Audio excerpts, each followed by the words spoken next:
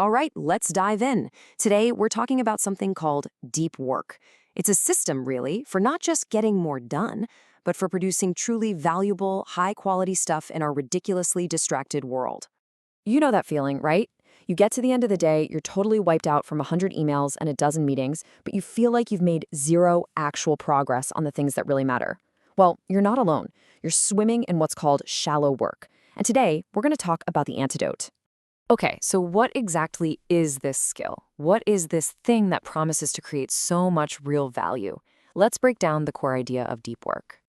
At its heart, deep work is all about single tasking with this intense, uninterrupted concentration. It's not about working longer hours, it's about making the hours you do work really, truly count by pushing your brain to its limit.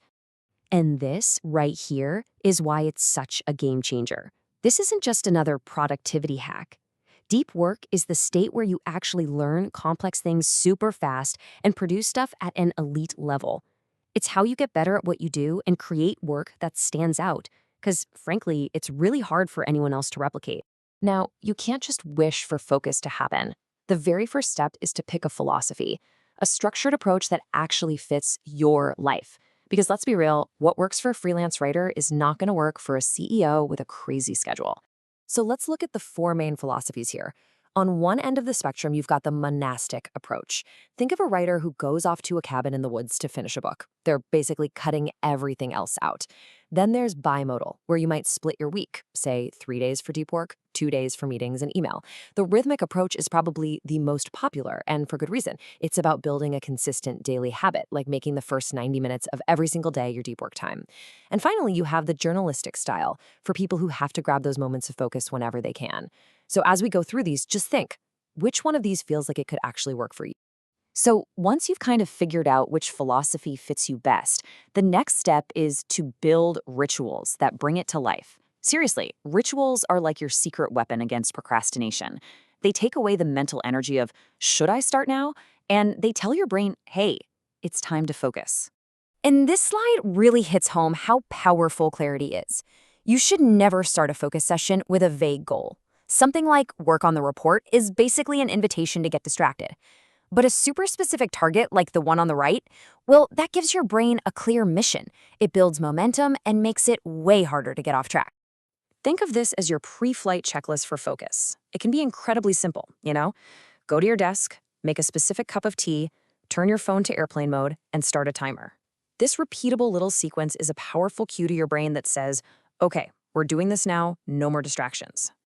And just as important as how you start your focused work is how you end it.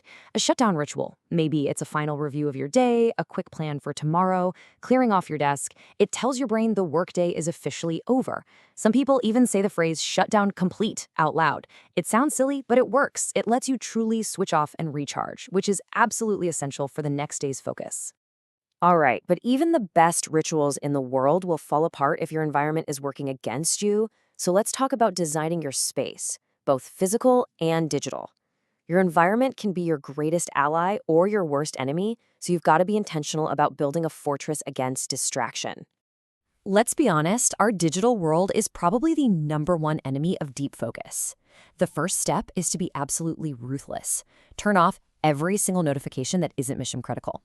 The whole point is to make distraction require effort, instead of it being the easy default thing to do. And hey, your physical space, it matters just as much. A cluttered desk is basically visual noise that's screaming for your attention. Interruptions from family or coworkers can completely shatter your concentration. Simple things like a good pair of noise-canceling headphones or just a do not disturb sign can make a world of difference. Now, this next part is a really, really important shift in how you think about this stuff. Your ability to concentrate, it's not some fixed trait you were born with. It's a muscle.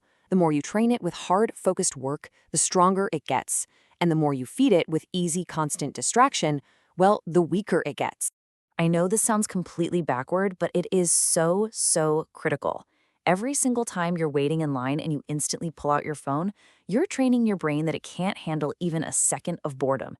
Resisting that urge, just letting your mind be for a minute, is powerful practice for staying focused when a task gets really tough. And this is such a brilliant distinction to make. Taking a break, For distraction, like scrolling through social media, just shatters your attention even more. But taking a break from focus, like a quick walk outside, is actually restorative. It lets your subconscious mind keep chewing on the problem. You want to make your breaks serve your focus, not sabotage.